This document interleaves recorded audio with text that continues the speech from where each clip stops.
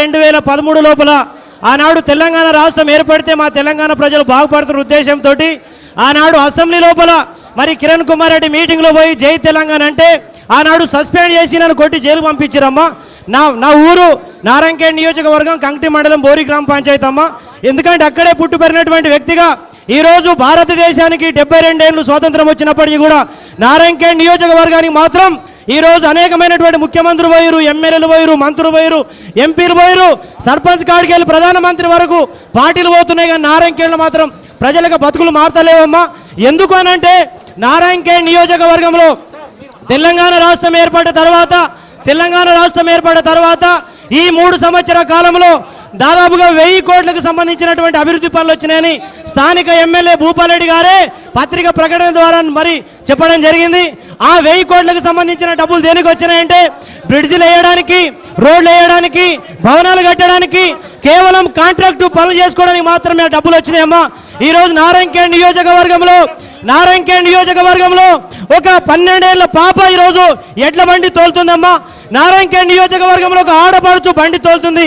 దాదాపుగా ఈరోజు చెరుకు కొట్టడానికి 50-60% మరి ఎస్సీ గిరిజనులు ఈరోజు వలసకెళ్తారమ్మా. అక్కడ ఈరోజు Narayankhed Sangareddy old bus stand నుంచి హైదరాబాద్లో ఏ చాయ్ కొట్లో చూసినా నారాయణఖేడ్ వాళ్ళే పనిచేస్తున్నారమ్మా.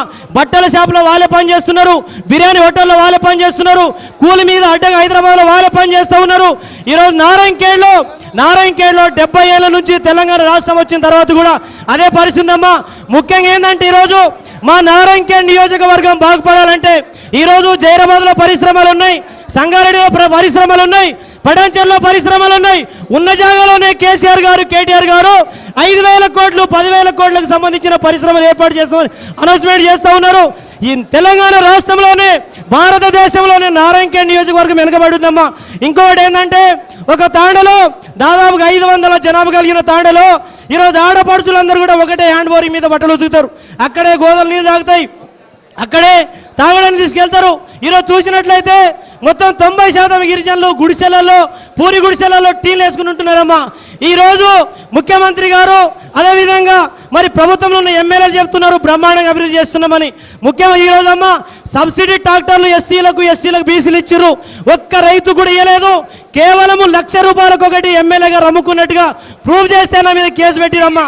ఎందుకంటే అదేవిధంగా ఇప్పుడు కాంట్రాక్ట్ సంబంధించిన 1000 కోట్లకు సంబంధించి ఎమ్మెల్యేలకు సంబంధించినటువంటి బినామీ కాంట్రాక్ట్లతోటి 1000 కోట్లకు మరి సంబంధించిన పని మరి మొత్తం డీటెయిల్ బయట పెడితే నా మీద రౌడ్ షీట్ చేశారమ్మా. అదేవిధంగా నారాయణఖేడ్ నియోజకవర్గంలో ఈరోజు ఎస్సీలకు కానీ బీసీలకు కానీ వచ్చిన సబ్సిడీలోను కూడా వాళ్ళ కార్యకర్తల పేరు మీద చేసుకుంటున్నారు. అదేవిధంగా ఈరోజు నారాయణఖేడ్ ఏదైనా పని జరుగుతున్నాయంటే సర్పంచ్ కాడికి వెళ్ళి ఎమ్మెల్యేల వరకు వాళ్ళకు వచ్చిన పనులని కూడా భయపెట్టించి గుంజుకొని వాళ్ళే పని చేసుకుంటూ ఉన్నారు. నారాయణఖేడ్కు 1000 కోట్లు వచ్చినా ఆ 1000 కోట్లలో ఒక్క దళితుడు, ఒక ఎస్సీ, ఒక బీసీ, ఒక మైనార్టీ ఎస్టీ ఎవరు పని చేయలేదు. ఈరోజు ముఖ్యంగా నారాయణఖేడ్ నియోజకవర్గం బాగుపడాలంటే విద్యా వ్యవస్థలో పూర్తిగా బాగుపడ ఇది ఉందమ్మా. ఎందుకంటే ఎక్కడ గవర్నమెంట్ స్కూళ్ళలో పోయినా ఒక్క టీచర్ లేడు. ఆ గవర్నమెంట్ స్కూళ్ళలో ఎడ్లు బర్రెలు కడుతున్నారమ్మా. ఎందుకంటే ఈరోజు కేసీఆర్ కొడుకు గారేమో ఈరోజు విదేశాల్లో చదువుకొని మంత్రి అయితే మా దళిత ఎస్సీ, ఎస్టీ, బీసీ బిడ్డలందరూ కూడా చదువుకోవడానికి బడులు ఉంటే ఆ బడులలో టీచర్ లేరు. ఈరోజు కాలేజీలో లెక్చరర్ లేరు.